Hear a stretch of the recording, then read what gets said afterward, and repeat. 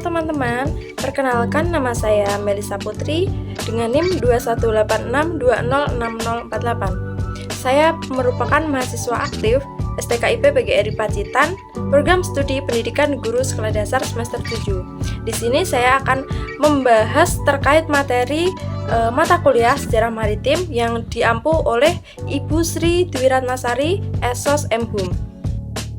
Pada kesempatan kali ini, saya akan memaparkan materi terkait mengenal alat transportasi laut.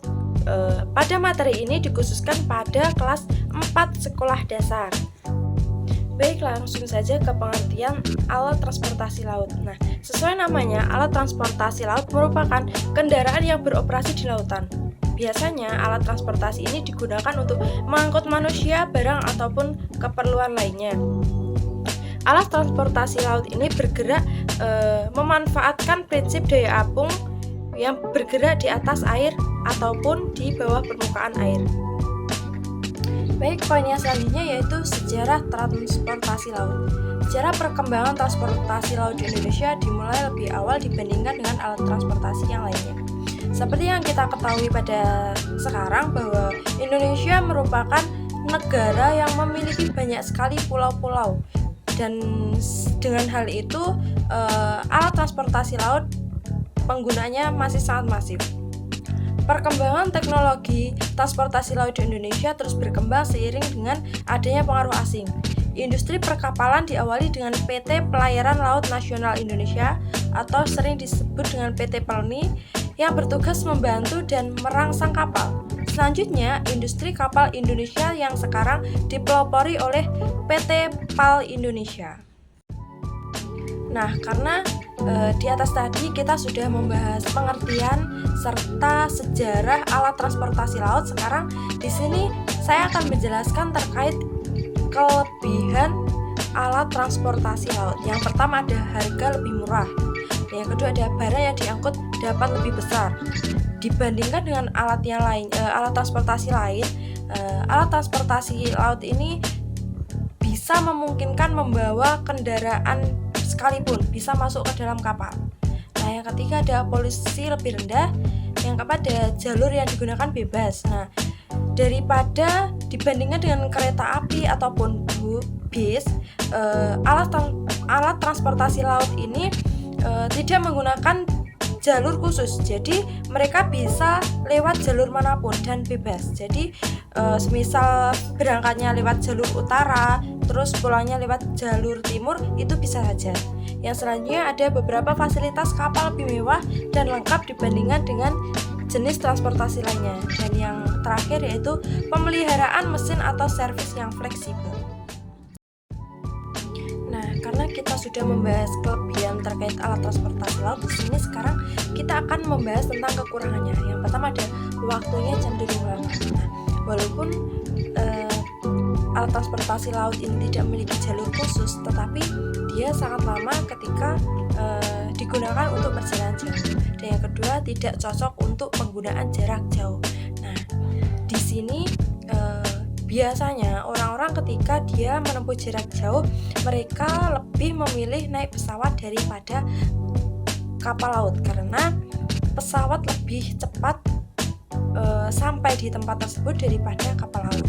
Dan yang ketiga ada rute yang dilewati tidak fleksibel. Dan yang keempat yaitu keberangkatan tergantung dari kondisi cuaca di laut. Jadi ketika kita ingin berlayar atau pergi ke suatu tempat dan menaiki alat transportasi laut, pemberangkatannya harus memperkirakan cuaca. Apabila cuacanya tidak bagus, hujan ataupun ada badai, kemungkinan pemberangkatannya bisa ditunda karena itu sangat membahayakan perjalanan kapal. Nah, sampai pada intinya kita akan mengenal jenis-jenis kapal serta fungsinya. Yang pertama ada kapal penumpang. Apa sih kapal penumpang itu? Kapal penumpang di sini merupakan alat transportasi yang digunakan untuk mengangkut penumpang. Seperti ketika kita ingin pergi ke suatu tempat, kita bisa menaiki kapal penumpang ini. Yang kedua ada kapal kargo. Nah, kapal kargo ini biasanya digunakan untuk mengangkat barang. yang digunakan untuk ekspor dan impor ke dalam maupun ke luar negeri. Biasanya barang yang diangkat oleh kapal ini dimasukkan ke dalam peti. Yang selanjutnya ada kapal feri. Kapal feri termasuk ke dalam kapal populer yang ada di Indonesia. Fungsi dari kapal feri ini sama seperti kapal penumpang, yaitu untuk mengangkut penumpang, tetapi ada perbedaannya, yaitu terletak pada ukuran kapal feri lebih kecil dibandingkan dengan kapal penumpang yang pada umumnya.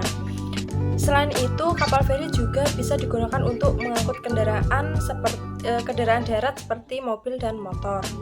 Dan yang selanjutnya ada kapal tunda. Kapal tunda ini berukuran agak kecil daripada kapal yang biasanya juga dijumpai pada pelabuhan yang sempit. Fungsi dari kapal tunda ini yaitu untuk menarik kapal yang besar saat hendak berlabuh atau meninggalkan pelabuhan. Juga selain itu, kapal ini digunakan untuk menarik kapal impor. Yang selanjutnya ada kapal penangkap ikan. Kapal ini biasanya digunakan oleh nelayan untuk menangkap ikan, terutama dalam jumlah besar. Selain itu, dalam kapal ini juga dilengkapi fasilitas-fasilitas ruangan khusus untuk menyimpan hasil tangkapan ikan yang dilengkapi dengan pendingin yang membuat ikan selalu tetap segar. Selanjutnya ada kapal penyelamat. Nah, kapal penyelamat ini berguna untuk menyelamatkan musibah yang terjadi di sekitar laut, seperti ada kapal lain yang tenggelam atau diterjang cuaca buruk. Kapal ini selalu siap untuk mengevakuasi kapal-kapal yang terkena musibah di lautan. Untuk poin 7 di sini ada kapal tanker. Ukuran kapal tanker sangat besar. Kapal ini biasanya digunakan untuk mengangkut minyak yang dikendalikan dengan menggunakan komputer serta sistem navigasinya melalui satelit. Jenis dari kapal tanker ini sangat banyak, dan salah satu kapal tanker yang paling besar bernama supertanker yang memiliki panjang 378 meter, lebar 50 meter, dan berat kosong mencapai 167.000 ton. Baik, yang selanjutnya juga ada kapal perang. Kapal perang ini hanya digunakan ketika keadaan perang terpaksa. Kapal yang digunakan untuk perang ini memiliki berbagai jenis, salah satunya adalah kapal induk dan kapal tunda. Fungsi dari kapal induk adalah untuk membawa armada tempur udara, dengan kapal tunda yang berguna saat hendak berlabuh meninggalkan pelabuhan. Poin yang ke-9 di sini ada kapal pesiar. Nah, untuk kapal jenis ini biasanya sering digunakan untuk kepentingan pariwisata, yang berfungsi untuk membantu penumpang menikmati keindahan suasana laut dengan fasilitas-fasilitas yang sangat luar biasa. Fasilitasnya sangat mewah, layaknya hotel-hotel yang berbintang di daratan. Dan yang poin ke-10 yaitu ada kapal tongkang. Kapal tongkang ini memiliki ciri-ciri berlambung datar atau kotak besar yang mengapung.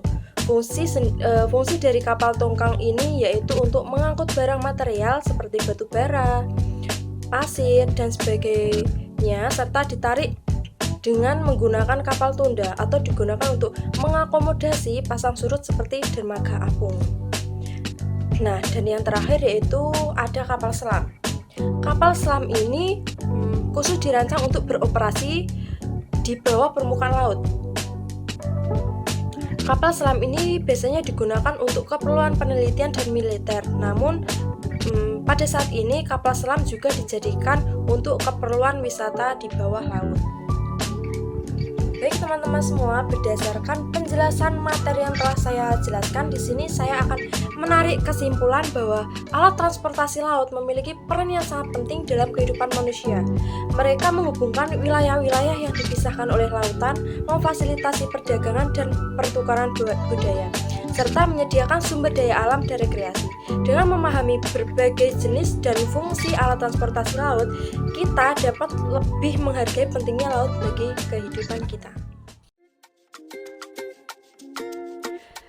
Baik teman-teman semua, itu saja yang dapat saya sampaikan. Semoga materi yang kita pelajari kali ini bisa bermanfaat bagi kita semua. Terima kasih telah menyaksikan. Bye-bye.